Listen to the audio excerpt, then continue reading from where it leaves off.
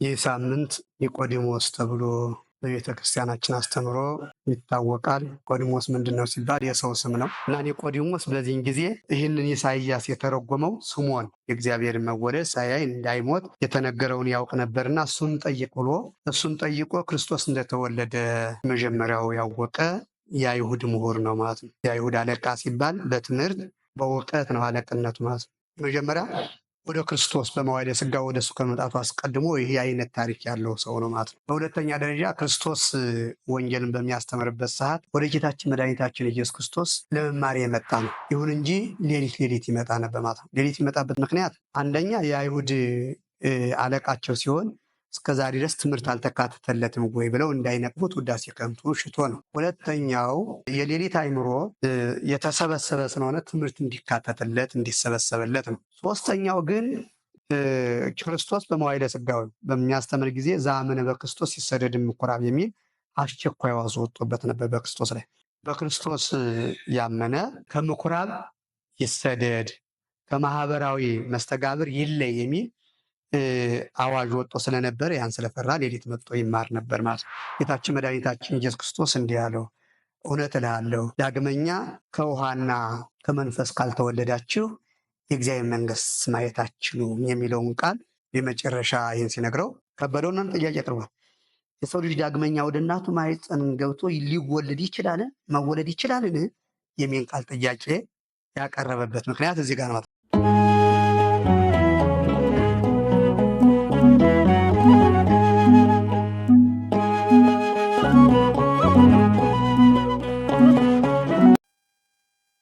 በስመ አብ ወወልድ ወመንፈስ ቅዱስ አሐዱ አምላክ አሜን። ኃይሉን አድክሞ ጽነትን አጥፍቶ ቁራኝነትን አጥፍቶ የሐልዮውን አጥፍቶ የነቢዩን አጥፍቶ ቁራኝነትን አጥፍቶ ፍዳሞትን አጥፍቶ ወደ ቀደመ ክብራችን የመለሰን የአባቶቻችን አምላክ ስሙ የከበረና የተመሰገነ ይሁን። የተወደዳችሁና የተከበራችሁ ያያሉ የልዑል እግዚአብሔር ቤተሰቦች የእናታችን የንጽሕተ ንጹሐን የቅድስተ ቅዱሳን የድንግል ማርያም የአስራትና የቃል ኪዳን ልጆች ሊቃውንተ ቤተክርስቲያን አበው ካህናት፣ ወንድሞች ዲያቆናት፣ ምእመናን ወምእመናት ሕፃናት ጭምር በእግዚአብሔር ስም እንደምን ዋላችሁ? እንደምን አመሻችሁ? አሜን። ቸርነቱ የበዛ ልዑለ ባሕርይ ኢየሱስ ክርስቶስ በቸርነቱና በምሕረቱ ጠብቆ እስከዚህ ሰዓት ያደረሰን ክብር ምስጋና ይግባው። ይህ ሳምንት ኒቆዲሞስ ተብሎ በቤተ ክርስቲያናችን አስተምሮ ይታወቃል። ኒቆዲሞስ ተብሎ የተሰየመበት ኒቆዲሞስ ምንድን ነው ሲባል የሰው ስም ነው። የተወሰደው ስሙም ከዮሐንስ ወንጌል ምዕራፍ 3 ቁጥር 1 ላይ ወሀሎ አሐዱ ብእሲ እምፈሪሳውያን ዘስሙ ኒቆዲሞስ፣ ከፈሪሳውያን ወገን ስሙ ኒቆዲሞስ ሲባል አንድ ሰው ነበር። መልአኮሙ ለአይሁድ የአይሁድ አለቃቸው የሚሆን ወውቱ መጽአ በጊዜ ኢየሱስ ቀዲሞ ሌሊተ፣ አስቀድሞ በሌሊት ወደ ጌታችን ወደ መድኃኒታችን ኢየሱስ ክርስቶስ መጣ የሚል ነው። ከዚህ ነው የተወሰደው ማለት ነው። ሳምንቱ አጠቃላይ በቅዱስ ያሬድ ይዘት በቤተክርስቲያኗ ስርዓት ኒቆዲሞስ ተብሎ ይታወቃል ማለት ነው። እንግዲህ ኒቆዲሞስ ወደ ጌታችን መድኃኒታችን ኢየሱስ ክርስቶስ ከመምጣቱ አስቀድሞ አንድ ነገር ማየት ይጠበቀ ማለት ነው። ጌታ በፊት ከመምጣቱ በፊት ኒቆዲሞስ የሰራው ስራ ምን ነበረ? በመጣ ጊዜ ከመጣ በኋላስ ምን ነበር? የሚሉ ሶስት ነገሮችን ብቻ ነው የምናየው ማለት ነው። የመጀመሪያው ጌታችን መድኃኒታችን ኢየሱስ ክርስቶስ ከመወለዱ አስቀድሞ በቤተልሔም በመላእክት አጥራ ጣዖታት ሲፈራርሱ አጋንንት ማደሪያ ሲያጡ ለዲያብሎስ ሄደው ሲነግሩት ዲያብሎስ የመጨረሻ ዓለምን ዙሮ ቤተልሔም ላይ መቅረብ ሲያቅተው ኢሳይያስ ናሁ ድንግል ትጸንስ ወትወልድ ወልደ ድንግል በድንግልና ትጸንሳለች ወንድ ልጅ ትወልዳለች ስሙንም አማኑኤል ትለዋለች ብሎ ኢሳይያስ ሲያስተምር ሰምቼ በመናስ አድሬ በመጋዛ አሰንጥቄ በቁላው አሰቅዬ አስገድየው ነበረ። ያ ብላቴና ተወልዶ ይሆን? ስለዚህ ሊቃውንቱን ጠይቅ ብሎ ሰይጣን ሽማግሎችን እንዲያነሳሱ አድርጎ ሽማግሎቹ በሽማግሎቹ ላይ ልቦና አድሮ ኒቆዲሞስን፣ ገማልያልን እንዲጠይቁ። ገማልያል የቅዱስ እስጢፋኖስ አባት ነው በነገራችን ላይ እና ቀለዮጳ የተባለው የብሉይ ኪዳን የሕግ ምሁራን ናቸው። እነዚህ እንዲጠይቁ አድርጓ ማለት ነው። እና ኒቆዲሞስ በዚህን ጊዜ ይህንን ኢሳይያስ የተረጎመው ስምዖን የእግዚአብሔርን መወለድ ሳያይ የእግዚአብሔርን መወለድ ሳያይ እንዳይሞት የተነገረውን ያውቅ ነበርና እሱን ጠይቅ ብሎ እሱን ጠይቆ ክርስቶስ እንደተወለደ መጀመሪያው ያወቀ የአይሁድ ምሁር ነው ማለት ነው። የአይሁድ አለቃ ሲባል በትምህርት በእውቀት ነው አለቅነቱ ማለት ነው። መጀመሪያ ወደ ክርስቶስ በመዋዕለ ሥጋ ወደ እሱ ከመምጣቱ አስቀድሞ ይህ አይነት ታሪክ ያለው ሰው ነው ማለት ነው። በሁለተኛ ደረጃ ክርስቶስ ወንጌልን በሚያስተምርበት ሰዓት ወደ ጌታችን መድኃኒታችን ኢየሱስ ክርስቶስ ለመማር የመጣ ነው። የአይሁድ ምሁር ነው፣ አለቃ ነው፣ መምህር ነው። ይሁን እንጂ ሌሊት ይመጣ ነበር ማለት ነው። ሌሊት ይመጣበት ምክንያት አንደኛ የአይሁድ አለቃቸው ሲሆን እስከዛሬ ድረስ ትምህርት አልተካተተለትም ወይ ብለው እንዳይነቅፉት ውዳሴ ከንቱ ሽቶ ነው። ሁለተኛው የሌሊት አእምሮ የተሰበሰበ ስለሆነ ትምህርት እንዲካተትለት እንዲሰበሰበለት ነው። ሶስተኛው ግን ክርስቶስ በተወለደ ጊዜ ክርስቶስ በመዋዕለ ሥጋዌ በሚያስተምር ጊዜ ዘአመነ በክርስቶስ ይሰደድ እምኩራብ የሚል አስቸኳይ አዋጅ ወጥቶበት ነበር። በክርስቶስ ላይ በክርስቶስ ያመነ ከምኩራብ ይሰደድ፣ ከማህበራዊ መስተጋብር ይለይ የሚል አዋጅ ወጥቶ ስለነበር ያን ስለፈራ ሌሊት መጥቶ ይማር ነበር ማለት ነው።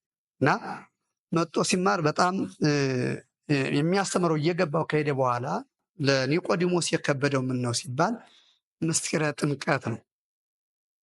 እዚህ ጋር እንደምናየው ገጸ ንባቡን ስንመለከተው ሂዶ እየተቀበለ ከሄደ በኋላ የመጨረሻ ለሱ ከብሎ የታየው ምስጢረ ጥምቀት ነው ማለት ነው። ወይቤሎ ረቢና ከመ ማበ እግዚአብሔር መጻእከ ከመ ትኩን መምህረ ቅድመ ዓለም ከአብ አካል ዘማካል ባህሪ ዘእምባሕሪ እንበላ ገብሮ ያለ እናት ተወልደ እንደመጣ እናምናለን የሚል ቀዳማዊ ልደቱን የሚገልጽ ገጸ ንባብ እዚህ ጋር እንመለከት። ለዚህ ይሄ አልከበደውም ለኒቆዲሞስ። ያ ብቻ አይደለም፣ የሚያደርገውን ታምራት ማምኑ እስመ አልቦ ዘይግበር ዘንተ ተአምረ ዘአንተ ትገብር፣ አንተ የምታደርገውን ስራ ተአምር የምታደርገውን ታምራት፣ ሙት ማንሳት፣ ለምጻም ማንጻት፣ ጎባጣ ማቅናት የሚቻለው የለም ዘእንበለ ዘእግዚአብሔር የእግዚአብሔር ልጅ ከሆነ በስተቀር ብሎ አምኗ ማለት ነው። ወረድ ብሎ ግን የመጨረሻ የከበደው አውሳ ጊዜ ኢየሱስ ጌታችን መድኃኒታችን ኢየሱስ ክርስቶስ እንዲህ አለው፣ እውነት እልሃለሁ ዳግመኛ ከውሃና ከመንፈስ ካልተወለዳችሁ የእግዚአብሔር መንግሥት ማየት አትችሉም የሚለውን ቃል ሲነግረው ነው። የመጨረሻ ይህን ሲነግረው የከበደው ማለት ነው። ከበደውና ጥያቄ አቅርቧል። የሰው ልጅ ዳግመኛ ወደ እናቱ ማኅፀን ገብቶ ሊወለድ ይችላል? መወለድ ይችላልን?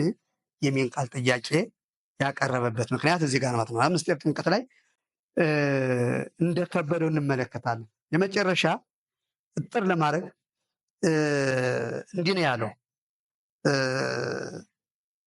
ዳግመኛ ካልተወለዳችሁ የእግዚአብሔር መንግሥት መግባት አትችሉም ካለ በኋላ እስመ ዘተወልደ ዝቅ ብሎ እስመ ዘተወልደም ሥጋ ሥጋ ውእቱ፣ ከሥጋ የተወለደ ሥጋ ነው። ወዘተወልደም መንፈስ መንፈስ ውእቱ፣ ከረቂቅ ልደት የተወለደ ከአብራ ከመንፈስ ቅዱስ የተወለደ ግን እሱ መንፈስ ነው፣ ረቂቅ ነው፣ በሀብት የተካነ ነው ካለ በኋላ ዝቅ ብሎ ነፋስ አበፈቀደ ይነፍወ ቃሉ ትሰምዕ ወኢተአምር አበ ይመጽእ ወአበ ይሐውር፣ ነፋስ ሲነፍስ ትሰማለህ፣ ነገር ከወዴት እንደመጣ ወዴት እንደሄድ አታውቅም ነው። በምስራቅ 6 መሳኮ አለ፣ በምዕራብ 6 መስኮቶች አሉ፣ በየትኛው እንደሚገባ በየትኛው እንደሚወጣ አታውቅም ነው።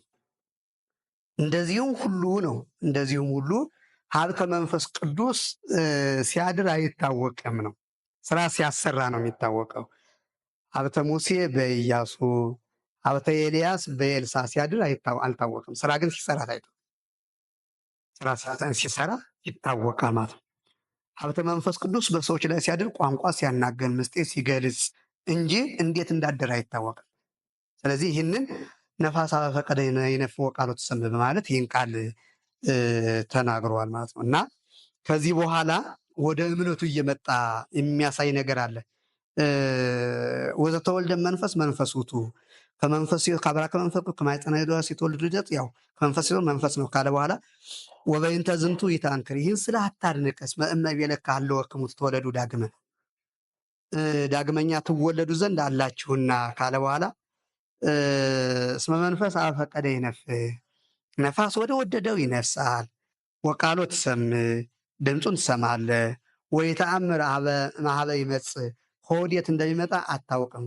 ወአበይ ያውር ከወዴት እንደሚሄድ አታውቅም። ከማውኬ ውእቱ ኩሉ ዘይተወለድ መንፈስ ቅዱስ ከመንፈስ ቅዱስ የሚወለዱት ልደትም እንደዚህ ነው። ስለዚህ ከዚህ በኋላ ይህን ካለው በኋላ ዋውሳኒ ቆዲሞስ ወቤሎ ይትካሃል ዝንቱ ይኩን ይህ ይደረግ ዘንድ እንደምን ይቻላል የሚል ጥያቄ ኒቆዲሞስ ለክርስቶስ አቅርቧል ማለት ነው። ደቀ መዝሙር መምህርን በሚገባ ቀርቦ መጠየቅ አግባብ ነው ማለት ነው። አንድ ደቀ መዝሙር መምህሩ ሲያስተምር ያልገባውን መጠየቅ ከኒቆዲሞስ መማር ይጠበቃል። መረዳት እንችላለን ማለት ነው። ኒቆዲሞስ ደቀ መዝሙር ነው፣ ጌታችን መድኃኒታችን ኢየሱስ ክርስቶስ መምህር ነው። ነገር ግን ያልገባውን ነገር ተራ በተራ ጠይቀዋል ማለት ነው። ነገ የሚያስተምር ስለሆነ ማለት ነው። ነገ መምህር ስለሆነ ማለት ነው። ደቀ መዝሙር ከዚህ መማር ይጠበቅበታል ማለት ነው። ከዛ የመጨረሻ ምንድን ነው ያለው? መንፈስ ቅዱስ ካለ በኋላ ዋውሳ ኒቆዲሞስ ወይቤሎ ይትካሃል ዝንቱ ይኩን ካለ በኋላ ዋውሳ ጊዜ ኢየሱስ ወይቤሎ አንተ ሊቆሙ ለእስራኤል አንተ የእስራኤል መምህራቸው አለቃቸው ስትሆን ወዘንተ ነገር ይታመን ስለ ምስጢረ ጥምቀት አታውቅምን ብሎ ገሰጸው ይላል። ምክንያቱም በርካታ ዘመን የተማረ ነው። ብሉይ ኪዳን ተምሯል። ስለ ምስጢረ ጥምቀት ደግሞ ብሉይ ኪዳን አለ። ምሳሌው ተቀምጧል። ወንዛኩም በማይ ቅዱስ ከመ ትንጽሑ ርኩሰክሙ ተብሎ ተቀምጧል። ግዝረት የጥምቀት ምሳሌ ነበረች፣ ጥላዋ ነበረች። ይህንን አንተ የአይሁድ አለቃቸው መምህራቸው ስትሆን እስካሁን ድረስ አታውቅምን ማለት ደቀ መዝሙሩ ጊዜ መምህሩ በርካታ ዘመን ያባከነ መሆኑን ነገር ግን ማወቅ የሚገባው ነው ያላወቀ መሆኑን እዚህ ጋር እንረዳለን። ከዛ በኋላ አማን ብለከ ከመዘና የምንነግር ወበዘሪነ ሰማዕታነ የምናውቀውን እንናገራለን የሰማነውን እንመሰክራለን በማለት አስረዳ ማለት ነው። እንግዲህ ይህ ዘመን በአጠቃላይ ጠቅለል ስናደርገው ኒቆዲሞስ ወደ ክርስቶስ መጥቶ ስለ ምስጢረ ጥምቀት የተማረበት ዕለት ማለት ነው። አሁን ይሄ የመጀመሪያው ሌሊት መጥቶ የተማረው ነው። በኋላ በ11 ሰዓት ደግሞ የሚመጣ ነው ሰው። በልደቱ ጊዜ መጥቷል ኒቆዲሞስ። እንደገና በመዋዕለ ሥጋዌው ማለት በመዋዕለ ስብከቱ ወንጌልን በሚያስተምርበት ሰዓት መጥቷል። ሌሊት ይከታተል ነበር፣ ቀን ስራ እየዋለ ትምህርቱን የተከታተለው ለሶስት ዓመት ከ3 ወር ኒቆዲሞስ ትምህርቱን የተከታተለው ሌሊት ነው ማለት ነው። ሌሊትም መባከን እንደሌለበት ከኒቆዲሞስ እንማራለን ማለት ነው። ቀን አይሁድን ይመራል፣ ያስተዳድራል፣ ይመክራል፣ ይዘክራል። ሌሊት ደግሞ የሌሊቱ ሰዓት በሐሳብ ሲባዝን እንዳይኖር ኃጢአት እንዳይሰራበት ሌሊት እየመጣ ከክርስቶስ ዘንድ ወንጌልን ይማር ነበር። ይህ የሚያስደንቅ ትጋት ነው። ከኒቆዲሞስ ዛሬ ያለን ሰዎች ምንማረው ቀን በስራ ገበታ ሆነን ሌሊት ላይ ራሱ ክፍለ ጊዜ ከፍለን መማር እንዳለብን ከኒቆዲሞስ እንማራለን። በነገራችን ላይ ውጤታማ ተማሪ ነው ኒቆዲሞስ፣ ውጤታማ ተማሪ ነው። ቀን የነበሩ ደቀ መዛሙርት ይሁዳ የቀን ተማሪ ነው፣ አዳሪ ተማሪ ነው። ከዋለበት እየዋለ ካደረበት እያደረ ሲማር የነበረ ይሁዳ ነው። ግን ጊዜውን ያባከነው ትምህርቱን በአግባቡ ያልተከታተለ ማለት ነው። ኒቆዲሞስ ስራ እየዋለ ደግሞ ትምህርቱን የተከታተለ ደቀ መዝሙር ነው ማለት ነው። ለዛ ነው የመጨረሻው ዛሬ በመዋዕለ ስብከቱ መጥቶ ትምህርቱ እንደተከታተለ መጨረሻው በዕለተ ዓርብ ደግሞ መጥቶ ጌታችን መድኃኒታችን ኢየሱስ ክርስቶስ በመስቀል ላይ 11 ሰዓት ላይ ለመገነዝ መጣ ማለት ነው። ከዮሴፍ ጋር ሆኖ ሲገንዙ ምንድን ነው ያለው? ሞትከኑ መንሥኤሆሙ ለሙታን ደከምከኑ መጽንዕሆሙ ለድኩማን እያሉ ሲገንዙት ጌታችን መድኃኒታችን ኢየሱስ ክርስቶስ አይኑን ግልጥልጥ አድርጎ አናግሯቸዋል። ዮሴፍና ኒቆዲሞስ ክርስቶስን ሲገንዙ በሰው ሰውኛ መለኪያ ሙሉ በሙሉ እንደ ሰው ሰውኛ ሞት ስለቆጠሩት ማለት ነው። ስለዚህ ሞትከኑ መንሥኤሆሙ ለሙታን የሙታን ትንሣኤያቸው ሞትህን፣ ደከምከኑ መጽንዕሆሙ ለድኩማን የድኩማን ብርታታቸው ሞትህን እያሉ ሲገንዙ ወአንበስበሰ እግዚእ ኢየሱስ አዕይንቲሁ አይኖችን ግልጽልጽ አድርጎ ለምን ሞትከኑ መንሥኤሆሙ ለሙታን የሙታን ትንሣኤያቸው ለምን ሞት፣ ደከምከኑ መጽንዕሆሙ ለድኩማን የድኩማን ብርታታቸው ለምን ሞት እያላችሁ ትገንዙኛላችሁ? እንደ ሩቅ ብእሲ ቅዱስ እግዚአብሔር ቅዱስ ኃያል ቅዱስ ሕያው ዘኢይመውት ዘተወልደ እማርያም እምቅድስት ድንግል እያላችሁ ገንዙኝ እንጂ። እዚህ ጋር ሊያስረዳው የፈለገው ክርስቶስ ሲገንዙት ቅዱስ እግዚአብሔር ቅዱስ ኃያል ቅዱስ ሕያው ዘኢይመውት የሚለውን ነው። ምክንያቱም ክርስቶስ ከሁለት አካል አንድ አካል ከሁለት ባህሪ አንድ ባህሪ ከሁለት ግብር አንድ ግብር ከሁለት ፈቃድ አንድ ፈቃድ የሆነ አምላክ ሲሆን በስጋ ገንዘብ መለኮትና ስጋ ተገናዝበዋል። ስፉ መለኮት ስፉነቱን ሳይለቅ በተዓቅቦ ውሱን ስጋ ውሱነቱን ሳይለቅ በተዓቅቦ ስፉ መለኮት፣ ረቂቅ መለኮት ርቀቱን ሳይለቅ በተዓቅቦ ግዙፍ ስጋ ግዙፍነቱን ሳይለቅ በተዓቅቦ ረቂቅ መለኮትን። ስለዚህ የስጋ ገንዘብ ለመለኮት የመለኮት ገንዘብ ለስጋ ሊቁ የተናገረው እንቲያሁ ለቃል ከሆነ ለስጋ ወእንቲያሁ ለስጋ ከሆነ ለቃል ብሎ ይህ መገናዘማት ነው። ስለዚህ በባህርየ መለኮቱ ያልሞተ መሆኑ ማለት ነው። በባህርየ መለኮቱ አሁን ቤተክርስቲያናችን ሞተ በስጋው ስትል ምን ማለት ነው ሲባል መገናዘብ ያለበት ማለት ክርስቶስ በስጋ ገንዘብ ነው ሞተ የምንለው መለኮትን በባህርየ መለኮቱ ሞት የማይስማማው ስለሆነ ማለት ነው። ለዛ ነው ሊቁ ሲናገር አንተ መዋቲ ዘከመ ሬናከ እምስኔነ አንተ እንደኛ በለበሰው ስጋ መዋቲ ነህ፣ ወአንተ ኢመዋቲ ዘከመ ሬናከ እምስለ አብ በባህርየ መለኮት ከአብ ጋር ደግሞ ሕያው ነህ በማለት የተቀመጠ ማለት ነው። ስለዚህ ያን ጊዜ ዛሬ የመጣው በልደቱ ጊዜ ልደቱን ለማረጋገጥ የመጣ ኒቆዲሞስ ማለት ነው።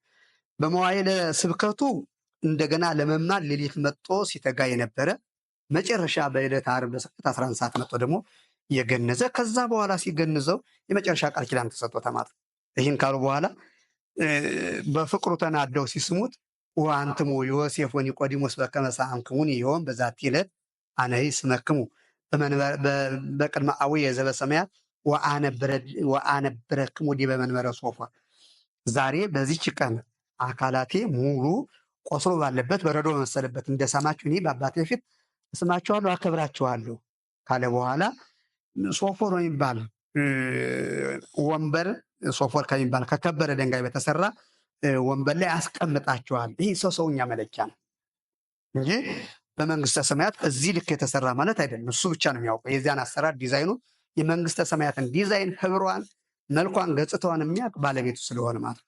በዚህ ልክ የቃል ኪዳን ተሰጧቸው ማለት ነው። እንግዲህ ይህ ሳምንት በዚህ ልክ ሲገለጽ በቅዱስ ያሬድ አገላለጽም ሌላ ስያሜ ያለው ማለት ነው። ከዘወረደ ጀምሮ እስከ ገብርኄር ያለው በአጠቃላይ አምስቱ ሳምንት በአብ ይመሰላል ማለት ነው። በአብ ይመሰላል። ስለዚህ 5 ሳምንት መሆኑ የ5500 ዘመን ምሳሌ ማለት ነው። የ5500 ዘመን ምሳሌ ነው። ያ ብቻ አይደለም። ስርዓተ በዚህ በጾመ ድጓው ህግ በቅዱስ ያሬድ ህግ ግዕዝ ነው። ግዕዝ ደግሞ የአብ ምሳሌ ነው ማለት ነው።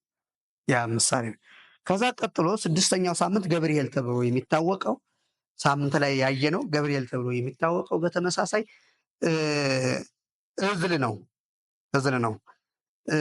6ኛው ለምን አካላዊ ቃል ቅዱስ ተብለው ከሚመሰገኑ ከሶስቱ አካል አንዱ አካል እግዚአብሔር ወልድ 5ኛው ሺህ ተፈጽሞ 6ኛው ሺህ ሲፈጸም አልቆ 6ኛው ሺህ ሲጀመር አካላዊ ቃል ከሰማያ ሰማያት ወርዶ በመልአኩ በቅዱስ ገብርኤል አብሳሪነት ከመቤታችን ከስጋዋ ስጋ ከነፍሷ ነስቶ ሰው እንደሆነ መነገሩን ለማስረዳት ስድስተኛው ሳምንት ገብርኄር ይባላል ማለት ነው።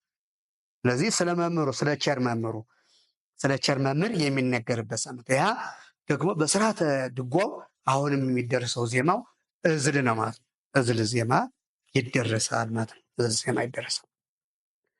ከዛ ቀጥሎ ያለው ይህ ኒቆዲሞስ የምንባለው ኒቆዲሞስ ብለን ዛሬ ይህን ሳምንት የምናከብረው አራራይ ነው።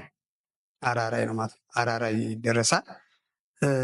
አራራይ የሚደረስበት ምክንያት ደግሞ ምንድን ነው ከተባለ ኒቆዲሞስ በመዋዕለ ስብከቱ ከጌታ ደቀ መዝሙር ሆኖ ሲማር የመጀመሪያው ስለ መንፈስ ቅዱስ ስለ ምስጢረ ጥምቀት ማለት ነው። ከአብራ ከመንፈስ ቅዱስ ከማኅፀነ ዮርዳኖስ ስለሚወለዱት ረቂቅ ልደት ጠይቆ የተረዳበትና ያመነበት ዘመን ስለሆነ ይህ አራራይ ነው ዜማ ማለት ነው። አራራይ ደግሞ የማን ምሳሌ ከተባለ የመንፈስ ቅዱስ ምሳሌ ነው ማለት ነው። የቅዱስ ያሬድ ድጓ በአጠቃላይ የሚወሰነው በሶስት ነው፣ በግዕዝ፣ በዕዝ፣ በአራራይ ማለት ነው። ስለዚህ ይህ ኒቆዲሞስ በስርዓተ ቅዱስ ያሬድ ወይም በድጓው ስርዓት አራራይ ነው እና አራራይ የሆነበት ኒቆዲሞስ ስለ መንፈስ ቅዱስ ጠይቆ ከሀብተ መንፈስ ቅዱስ ከአብራ ከመንፈስ ቅዱስ ከማኅፀነ ዮርዳኖስ ስለሚወለዱት ልደት ጠይቆ እየተረዳበት ስለሆነ ይሄ ነው ማለት ነው። ሌላው በዚህ ሳምንት ደግሞ ሆሳዕና ረቡዕ ብቻ ተለይታ የሆሳዕና ቀለም ትባላለች ማለት ነው። በዚህ በኒቆዲሞስ ሆሳዕና ቀጣይ ሳምንት ነው፣ ግን ተለይቶ በኒቆዲሞስ ሳምንት ረቡዕ ብቻ ተለይታ ሆሳዕና የሆሳዕና ቀለም ይደርሳል። ለምን ከተባለ ከሉቃስ ወንጌል አንድ ነገር ልበላችሁ። ከሉቃስ ወንጌል አንድ ነገር እላቸዋለሁ። ሉቃስ 19 ቁጥር 28 ላይ እንዲያ ወዘንተ ቢሎ አመላ ቅድመ ወአርገ ጊዜ ኢየሱስ ወአርገ ኢየሩሳሌም ይላል።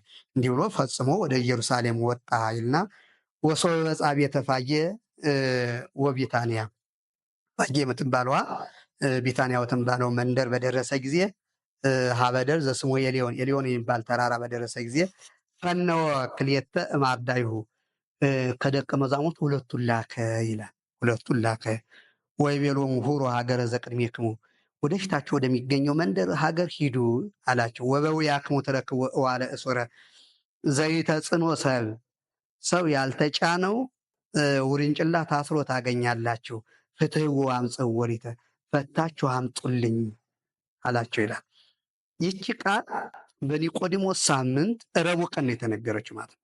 ረቡዕ ቀን ነው የተነገረች እና ፍትሕዎ አምጽኡ ወሪተ ፈታችሁ አምጡልኝ ይላል እና በሌላ ቦታ ላይ የውርንጭሎችን መምጣትም ያመጣቸዋል።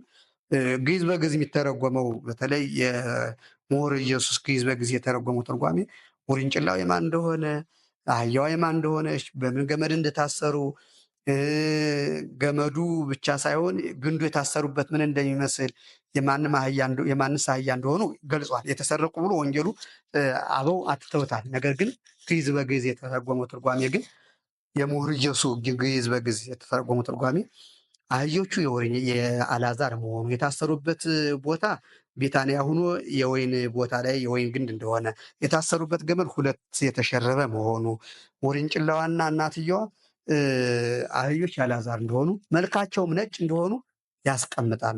መልካቸውም ነጭ እንደሆኑ ያስቀምጣል። ስለዚህ ይህንን ቅዱስ ያሬድ ዛሬ ላይ በኒቆዲሞስ የሆሳዕናን ቀለም አምጥቶ ረቡዕ ዕለት ለይቶ ስለ ሆሳዕና ቀለም ይናገራል ማለት ነው። ይህን የሚናገርበት ምክንያት ረቡዕ ቀን ፈታችሁ አምጡልኝ ብሎ ደቀ መዛሙርት ሁለቱን ስለላከ በዚህ ልክ ማለት ነው እና አጠቃላይ ጠቅለል ስናደርገው ይህ ሳምንት ኒቆዲሞስ ይባላል።